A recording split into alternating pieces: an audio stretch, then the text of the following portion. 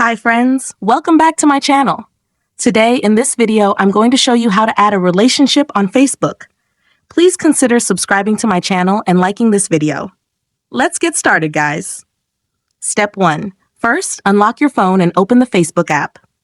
Once the app is open, you'll see your feed with all the latest posts from your friends and followers. Step 2. Now, locate your profile by tapping on your profile picture or your name at the top of the screen. This will take you to your personal Facebook profile. Step 3. Next, locate the Edit Profile option and tap on it.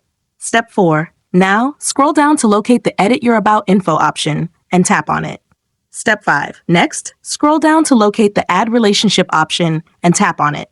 Step 6. For the last and most important step, tap the relationship status, select the relationship to add, and then choose the Save option to add a relationship on Facebook instantly.